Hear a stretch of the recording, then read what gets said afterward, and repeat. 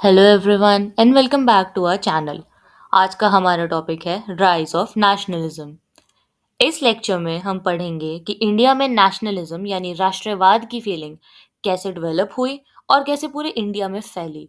उसके बाद आगे हम देखेंगे कि कैसे इंडियन नेशनल कांग्रेस एक बहुत रेलेवेंट और इम्पोर्टेंट पार्टी जिसकी वजह से इंडिया को इंडिपेंडेंस मिली और आज भी जो पार्टी इंडिया में बहुत ज़्यादा इम्पोर्टेंट नेशनल पार्टी है, कैसे कांग्रेस का फॉर्मेशन हुआ और उसमें कौन-कौन इम्पोर्टेंट लोग अलग-अलग पोजीशंस पे थे। उसके बाद हम देखेंगे कि इंडियन नेशनल कांग्रेस में मॉडरेट्स और एक्सट्रीमिस्ट करके दो ग्रुप्स बन गए थे। वो क्यों बने और उनके इंपॉर्टेंट लीडर्स कौन थे और कैसे महात्मा गांधी साउथ अफ्रीका से इंडिया आने के बाद सत्याग्रह की फॉर्म में ब्रिटिशर्स के अगेंस्ट रेजिस्टेंस का एक सिलसिला शुरू करते हैं। तो चलिए अब हम लोग अपनी स्टोरी में आगे बढ़ते हैं और देखते हैं कि इंडिया में नेशनलिज्म कैसे फैला, क्या रीजन था और क्या बैकग्राउंड था जिसकी वजह से इंडियन नेशनल कांग्रेस जो पार्टी है वो फॉर्म हुई। सबसे पहला रीजन हम देखेंगे ग्रोइंग पॉलिटिकल अवेयरनेस।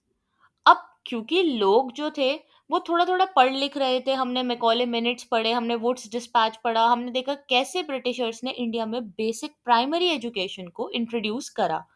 जब लोगों में वेस्टर्न एजुकेशन और एक्सपोजर ये सारी चीजें आई तो उनको समझ आया कि बाकी कंट्रीज में भी तो डेमोक्रेटिक आइडियाज हैं, तो क्यों ना ये आइडिया हमारी कंट्री में भी हो। और इंडिया को कोई फॉरेन पावर क्यों रूल कर रही है, ऐसे ऐसे क्वेश्चंस लोगों के मन में आने लगे। तो लोगों के मनों में पॉलिटिकल अवेयरनेस बढ़ी। सोशो रिलीजियस रिफॉर्म मूवमेंट्स जो हमने लास्ट लेक्चर में अपने पढ़े उसकी वजह से भी काफी पॉलिटिकल कॉन्शियसनेस इंडिया के लोगों में आई। उसके बाद इकोनॉमिक एक्सप्लॉयटेशन बाय ब्रिटिश। अब ये बहुत बड़ा रीजन था। हमने देखा कि ये जो ब्रिटिश की पॉलिसीज थी और जो इनका हाई टैक्सेशन था इसकी वजह से पावर्टी आ रही थी, ड्रेन ऑफ वेल्थ हो रहा था। ठीक है। और दादा भाई नारोजी ये कांग्रेस के एक बहुत इंपॉर्टेंट लीडर थे, इन्होंने लोगों में ये चीज हाईलाइट करके बताई कि देखिए कैसे हमारी इंडिया की वेल्थ को दूसरी कंट्री यूज कर रही है, इंडिया में पावर्टी आ रही है। ये सारी चीजें जो है दादा भाई नारोजी लोगों के सामने लेके आए। The Indian economy suffered due to de-industrialization caused by British imports. अब ब्रिटिश क्या चाहते थे कि उनका जो चीप फैब्रिक है जो ब्रिटेन से बन के आ रहे हैं इंडिया के लोग उसको खरीदें। इंडिया में ब्रिटेन की जो पैकेज्ड गुड्स हैं वो यूज हो और इंडिया की अपनी इंडस्ट्रीज को ब्रिटिशर्स ने बुरी तरीके से खत्म कर दिया था। तो इसी को हम डी इंडस्ट्रियलाइजेशन कहते हैं। इंडिया में डी इंडस्ट्रियलाइजेशन लाके ब्रिटिश जो थे अपनी कंट्री से यहाँ पर सामान इंपोर्ट करते थे और लोगों को फोर्स करते थे कि वो ब्रिटेन का बना हुआ सामान ही खरीदें। ठीक है। नेक्स्ट है failure of early political associations. Groups like Poona सार्वजनिक सभा, Indian association and Bombay presidency associations, ये लोकल एसोसिएशंस बनी। ठीक है। जिन्होंने कोशिश करी रिफॉर्म्स लाने की बट उनकी जो सक्सेस थी वो लिमिटेड थी और वो पूरे इंडिया में नहीं रिफॉर्म्स ला पाए। ठीक है। अब इससे पता लगा कि एक यूनाइटेड नेशनल लेवल ऑर्गेनाइजेशन की जरूरत है। ऐसे लोकल ऑर्गेनाइजेशन बनाने से कुछ नहीं होगा क्योंकि इंडिया एक बहुत बड़ा कंट्री है। तो अगर हमको एक प्रॉपर एजेंडा पे वर्क करना है और एक प्रॉपर जो सरकार इंडिया में थी उस टाइम पे ब्रिटेन की उसके अगेंस्ट फाइट करना है तो एक नेशनल लेवल बड़ी ऑर्गेनाइजेशन की जरूरत है। तो ये ऑर्गेनाइजेशन आगे जाके बनी Indian national Congress. Indian national Congress की फाउंडेशन को लेके काफ़ी अलग-अलग थ्योरीज हैं। ये जो फोटो में आपको दिख रहे हैं ये ए.ओ. ह्यूम हैं। ये एक रिटायर्ड ब्रिटिश सिविल सर्वेंट थे और इन्होंने ऐसा कहा जाता है कि इन्होंने फाउंडेशन रखी इंडियन नेशनल कांग्रेस की एज अ सेफ्टी वॉल्व। अब सेफ्टी वॉल्व इस तरीके से समझ लीजिए कि लोगों के बीच में एक बहुत ज़्यादा रिजेंटमेंट फैल गई थी कि इंडिया के एडमिनिस्ट्रेशन में इंडियंस तो है ही नहीं, इंडियंस की तो कोई से ही नहीं है, उनकी बात तो कोई सुनता ही नहीं है। तो लोगों के मन में बहुत गुस्सा आ रखा था इस चीज़ को लेके ब्रिटिशर्स के अगेंस्ट। तो एक तरीके से सेफ्टी वॉल्व की तरीके से इंडियन नेशनल कांग्रेस बनाई गई कि इंडिया के कुछ एजुकेटेड और एलीट क्लास के जो लोग हैं उनको हम थोड़ा बहुत एडमिनिस्ट्रेशन में ले लेंगे और उनके थोड़े सजेशंस मान लेंगे, इससे इंडिया के लोग खुश रहेंगे। ऐसा थ्योरीज में बोला जाता है। वैसे तो काफ़ी अलग-अलग थ्योरीज है but exam point of view से हमें यही याद रखना है कि ए.ओ. ह्यूम ने इंडियन नेशनल कांग्रेस की फाउंडेशन रखी थी और रीज़न ये था कि इंडिया के लोगों के जो ग्रीवेंसेस हैं वो ब्रिटिश गवर्नमेंट तक पहुंच सके। ठीक है, चलिए अब हम देखेंगे फॉर्मेशन ऑफ आईएनसी। तो इंडियन नेशनल कांग्रेस 28 दिसंबर 1885 में बॉम्बे में स्टैब्लिश हुई थी। ठीक है, फर्स्ट जो इसका सेशन था उसको हेड किया था डब्ल्यू सी बनर्जी ने। इंपॉर्टेंट पॉइंट ये आप नोट कर लीजिए। ठीक है, 72 डेलीगेट्स ने अटेंड करी थी ये मीटिंग। और अब हम देखते हैं कि इंडियन नेशनल कांग्रेस के अलग अलग फेजेस। तो जब कांग्रेस नई नई फॉर्म हुई थी 1885 से 1905, तो इसका मॉडरेट फेज चल रहा था। मॉडरेट मतलब एक तरीके से आप लगा लीजिए शांत फेज चल रहा था।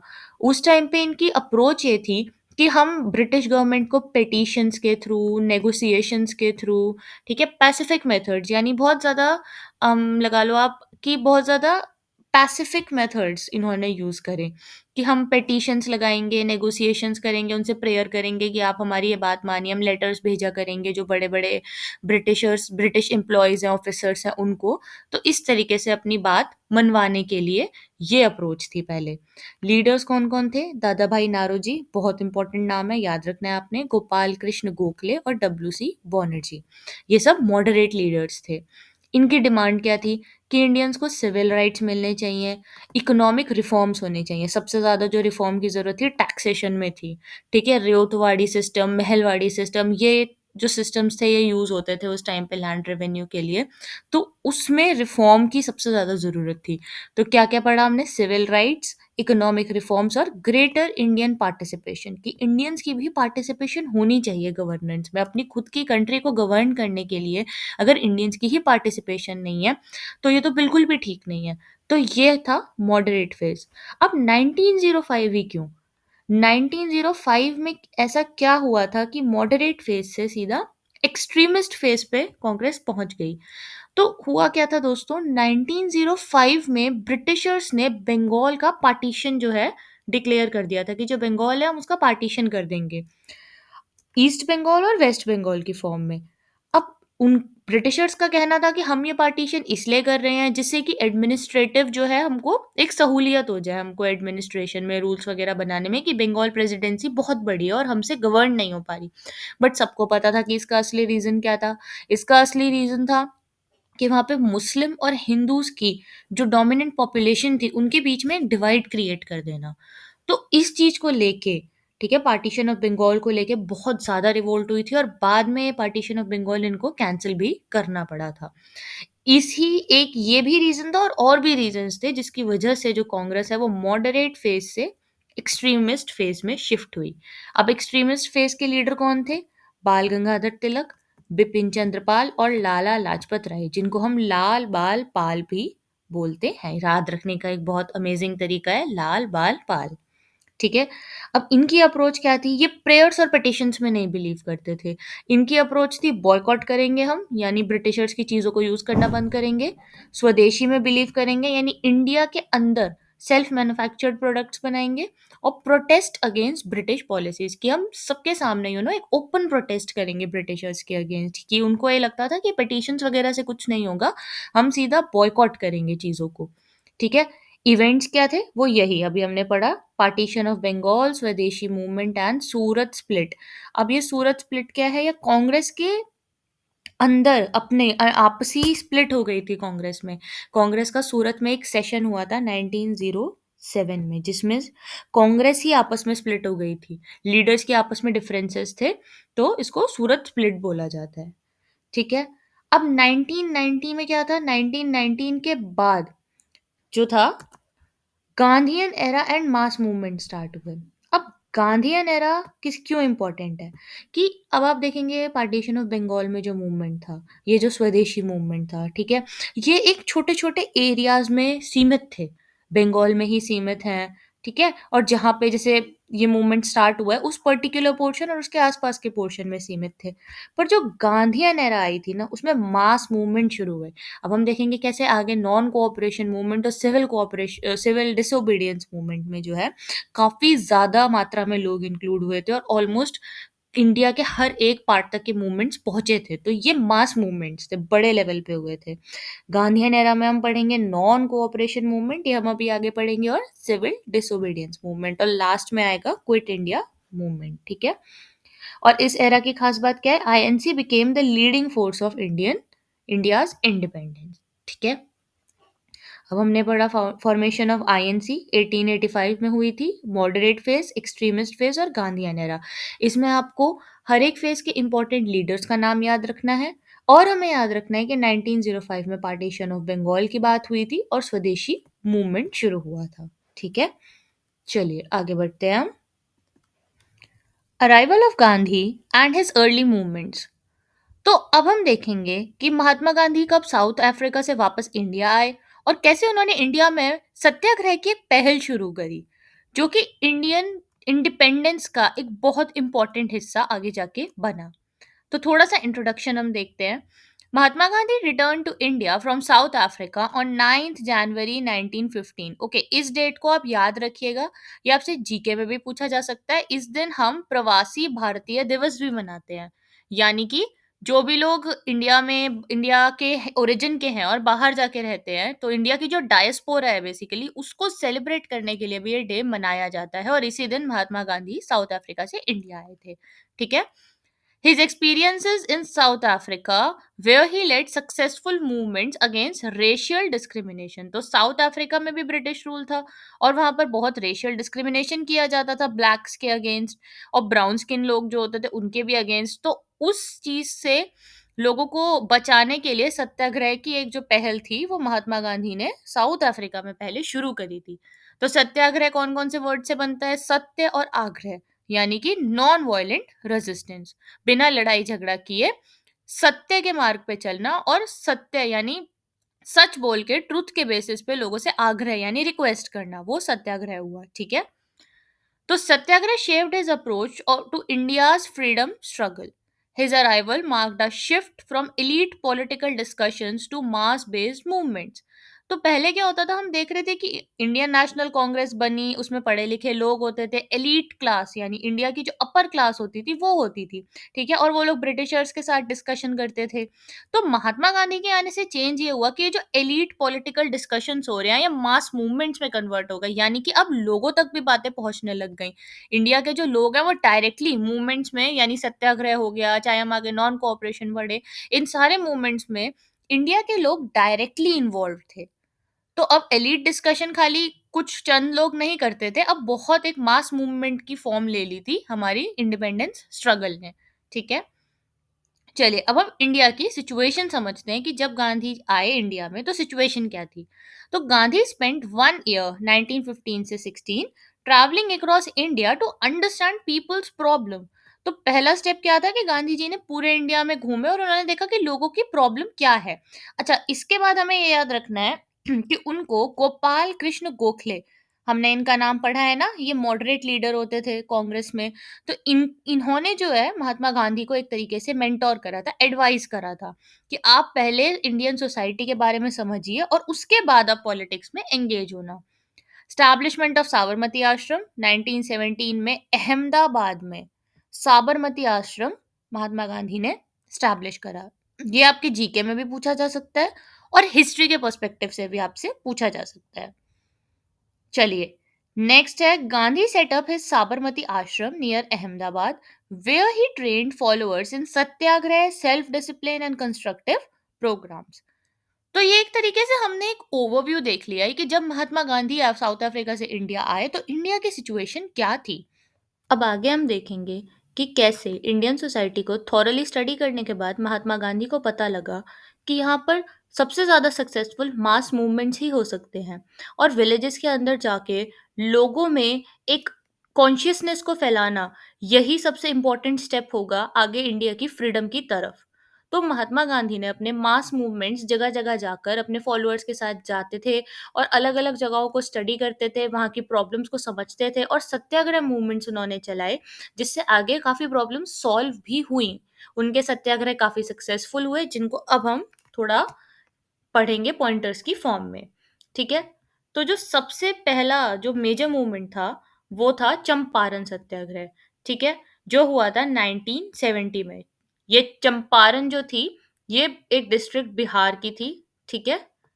ये पहला सिविल डिसोबीडियंस मूवमेंट भी था एक तरीके से, बट इसका जो नाम था वो चंपारण सत्याग्रह 1917 यही है, ठीक है।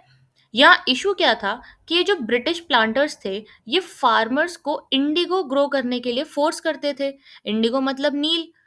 ये सिस्टम होता था तीन काथिया सिस्टम, ठीक है। अब इंडिगो फार्मर्स ग्रो इसलिए नहीं करना चाहते थे क्योंकि उनको ज्यादा प्रॉफिट नहीं मिलता था। ब्रिटिश बहुत सस्ते दामों पे इंडिगो खरीद के और अपने बाहर ब्रिटेन में इसको एक्सपोर्ट करते थे। तो अब गांधी जी का क्या रोल था? He led protest, organized relief and promoted education among farmers and used non-violent resistance और satyagraha to pressure the British.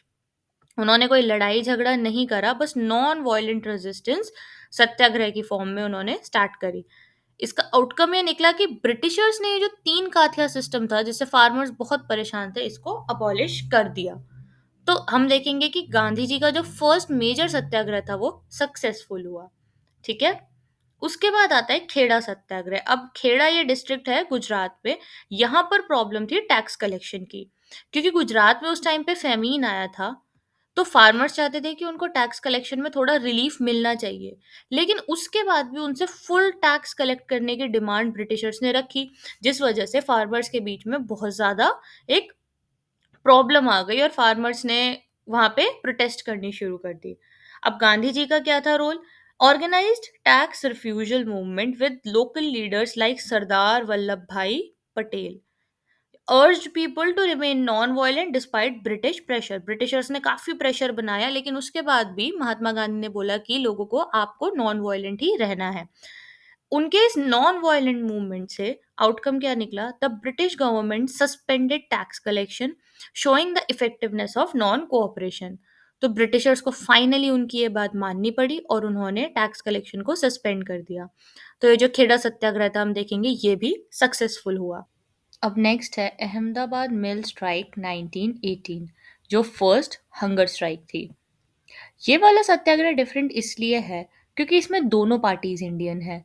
इसका इशू था टेक्सटाइल मिल वर्कर्स, ठीक है, और उनके जो ओनर्स थे, मिल ओनर्स थे, उनके बीच में। जो टेक्सटाइल मिल यानी जो कपड़े की मिल होती थी उसमें जो वर्कर्स काम करते थे वो चाहते थे कि 35% वेज हाइक होना चाहिए, क्योंकि इन्फ्लेशन आ चुका था, हर चीज़ महंगी हो गई थी। तो वर्कर्स की डिमांड थी कि हमारी जो सैलरी है वो बढ़ानी चाहिए, और उनके एम्प्लॉयर्स इस बात को नहीं मान रहे थे।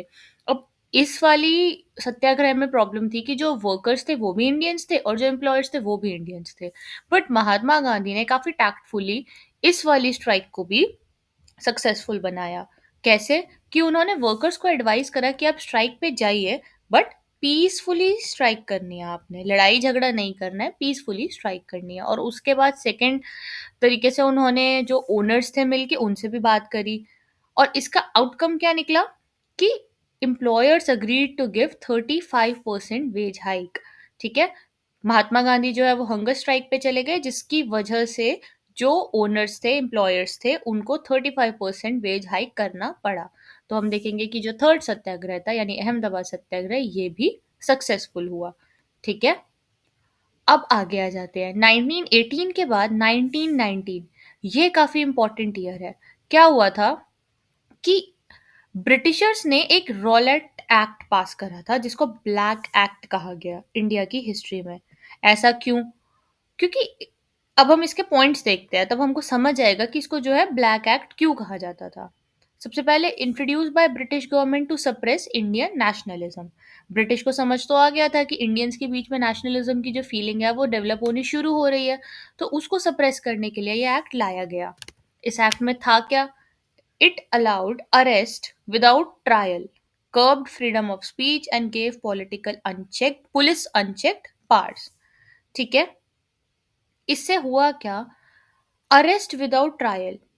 ये सबसे खतरनाक चीज़ है। इसमें क्या है कि आप किसी को भी अगर आप सस्पेक्ट कर रहे हो, 4 लोग बात कर रहे हैं रोड पे और आप पुलिस को लगता है कि ये तो सस्पिशियस लोग हैं, ये तो कुछ गलत कर रहे हैं, तो वो उनको अरेस्ट कर सकते हैं बिना ट्रायल के, यानी कोर्ट प्रोसीडिंग के बिना, कोर्ट के सामने जाए बिना, बिना उनकी बात सुने, उनका पर्सपेक्टिव सुने, उनको सीधा अरेस्ट कर लिया जाएगा। ऐसा एक्ट ब्रिटिशर्स ने पास करा। फ्रीडम ऑफ स्पीच नहीं है, 4 लोगों से ज़्यादा की जो भीड़ है वो एक जगह इकट्ठी नहीं हो सकती, लोग डिस्कशंस नहीं कर सकते, क्रिटिसाइज नहीं कर सकते ब्रिटिश गवर्नमेंट को। ऐसा एक एक्ट जो था वो था ये रॉलेट एक्ट, जिसको बहुत ज्यादा क्रिटिसाइज करा और ब्लैक एक्ट कहा गया। ठीक है। Gandhi ji called nation wide protest. अब क्या था कि गांधी जी ने नेशन वाइड जो है प्रोटेस्ट घोषित कर दी कि सब लोग इस एक्ट का प्रोटेस्ट करेंगे। ठीक है। लेकिन इसके जवाब में क्या हुआ कि जो ये रॉलेट एक्ट था ना, जब ये पास हुआ तो अमृतसर पंजाब में जो था एक मेला चल रहा था, जलियांवाला बाग में एक मेला चल रहा था। ठीक है, फेयर। जो लोग थे वो इनोसेंट थे, उनको नहीं पता था कि रॉलेट एक्ट पास हो गया है और हम लोगों को ऐसे भीड़ इकट्ठी करना और आपस में डिस्कशंस करना अलाउड नहीं है। तो लोग वहां पे नॉर्मली अपना मेला देखने भी गए थे और उसी जलियांवाला बाग में एक छोटे से पोर्शन में एक छोटी सी प्रोटेस्ट भी चल रही थी, जो कुछ पंजाब के इंपॉर्टेंट लीडर्स थे उनकी अरेस्ट के अगेंस्ट वहां पे एक छोटी सी प्रोटेस्ट हो रही थी और वो पीसफुल प्रोटेस्ट थी, कोई ऐसे आर्म्ड रेबेलियन नहीं थी। ठीक है। लेकिन हम देखेंगे कि ब्रिटिशर्स ने इसको सप्रेस करने के लिए जनरल डायर के अंडर जो है पूरी आर्मी भेजी। उन्होंने उस बाग का जो एक इकलौता छोटा सा एंट्रेंस था, अगर आप में से कोई भी अमृतसर गया होगा तो उन्होंने वो जलियांवाला बाग वहां पे देखा भी होगा कि वहां पे एक छोटी सी जो है एंट्रेंस थी। ठीक है, काफी छोटी सी एंट्रेंस थी उस पूरे बाग की। उस एंट्रेंस को भी ब्रिटिशर्स ने क्या करा, ब्लॉक कर दिया और ओपन फायर सिटीजन्स पे करनी शुरू कर दी। ठीक है, चलिए इसको हम पढ़ते हैं। लोकेशन क्या है, अमृतसर पंजाब। जलियांवाला बाग मैसेकर 13 अप्रैल 1919। आप ये डेट याद रखिए, इसको black day of Indian history भी एक तरीके से हम कह सकते हैं। ठीक है। क्या हुआ, brutal repression by British general Dyer. ठीक है, ये इस जलियांवाला बाग मैसेकर से एसोसिएटेड है नाम। Thousands gathered in Jallianwala Bagh, a closed ground to protest peacefully. Protest भी चल रही थी वहां पे और वहां पे एक बैसाखी फेयर भी चल रहा था। ठीक है। General Dyer ordered open fire killing over 1,000 innocent people। ठीक है। आप जब वहां जाएंगे आप देखेंगे कि कैसे वेल्स के ऊपर भी आपको बुलेट्स के निशान दिखेंगे। आप देखेंगे, आप जब इसको अच्छे से डिटेल में पढ़ेंगे तो आपको समझ आएगा कि लोग छुपने के लिए, बचने के लिए, मतलब हर एक कोना जो वहां अवेलेबल था वहां पर छुपे।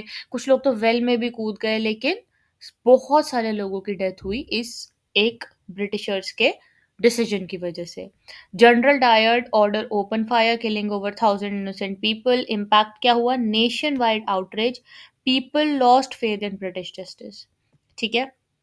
Gandhi called British rule satanic यानी राक्षसीय and decided to fight for complete independence. अब गांधी जी का क्या था कि अब हम कंप्लीट इंडिपेंडेंस के लिए फाइट करेंगे, अब हम इनसे रिक्वेस्ट नहीं करेंगे, अब हम ब्रिटिशर्स से फ्रीडम लेके ही रहेंगे, इंडिपेंडेंस लेके रहेंगे। ठीक है।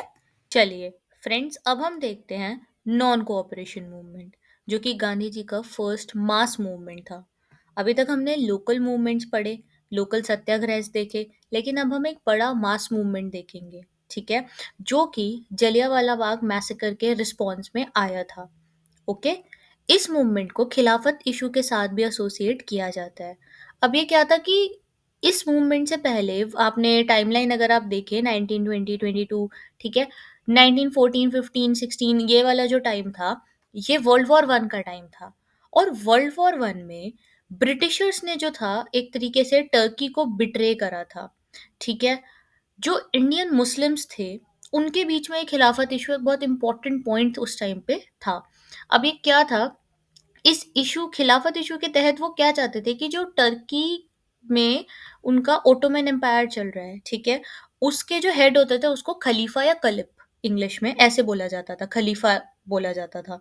तो मुस्लिम्स की डिमांड थी कि जो हमारे ये खलीफा हैं इनको इनकी पावर्स जो है वापस कर दी जाए।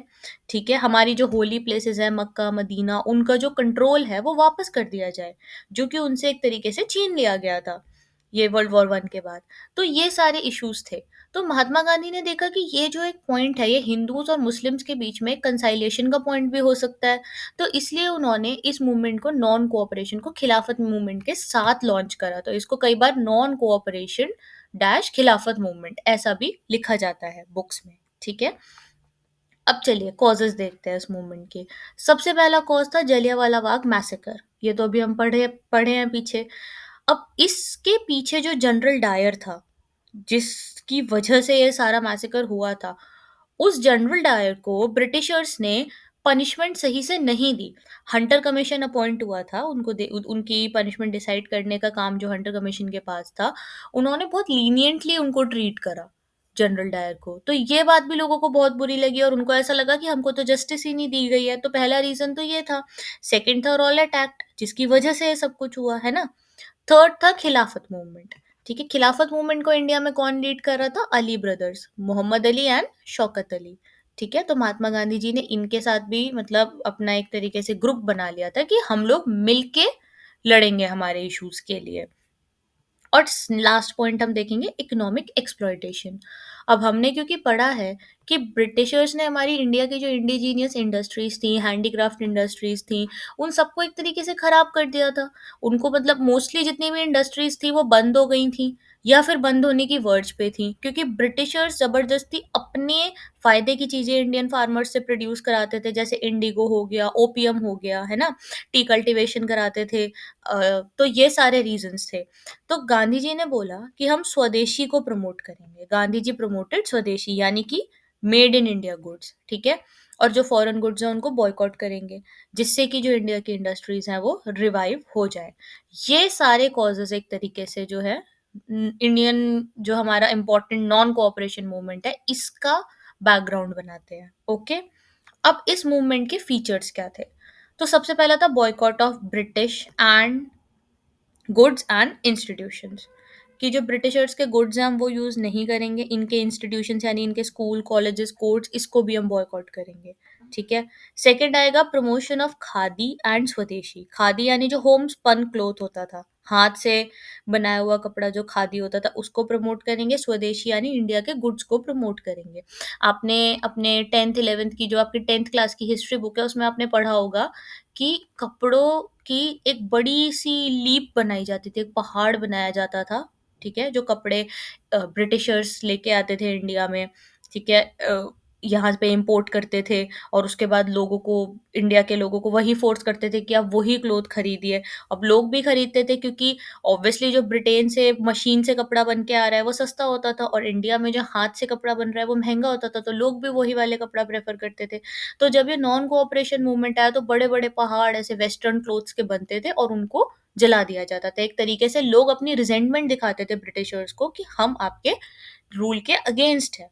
ठीक है? आपका जो अनफेयर रूल इंडिया में चल रहा है हम उसके अगेंस्ट हैं, यूनाइटेड हैं। ठीक है? नेक्स्ट आ गया रेजिग्नेशन फ्रॉम गवर्नमेंट जॉब्स।